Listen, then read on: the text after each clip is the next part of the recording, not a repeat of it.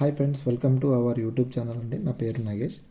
Hyderabad Gachibowli IT సెక్టర్లో IT పీపుల్స్కి ఇది ఒక గుడ్ న్యూస్గా చెప్పుకోవచ్చు. Shilpa layout flyover. ఈ ఫ్లైఓవర్ ఆల్మోస్ట్ మీ అందరికి తెలుసండి, ఇది ఫినిషింగ్ స్టేజ్లో ఉంది. ఈ నెల 28న ఐటీ మినిస్టర్ కేటీఆర్ గారు దీన్ని ప్రారంభించనున్నారండి. గచ్చిబౌలి సిగ్నల్ వద్ద మనకి ట్రాఫిక్ కష్టాలు తీరనున్నాయి. ఈ శిల్పా ఫ్లైఓవర్ వచ్చేసి మనకి జిహెచ్ఎంసీ ఆధ్వర్యంలో నిర్మించారండి. ఇది దాదాపుగా మనకి 1/2 కిలోమీటర్ ఉంటుంది ఈ ఫ్లైఓవర్. ఈ 1/2 కిలోమీటర్ ఉన్న ఫ్లైఓవర్ మనకి దాదాపుగా 3 నుంచి 4 కిలోమీటర్ ఉన్న డిస్టెన్స్ని, అలాగే 20 నుంచి 30 నిమిషాల టైంని కూడా సేవ్ చేస్తుందండి.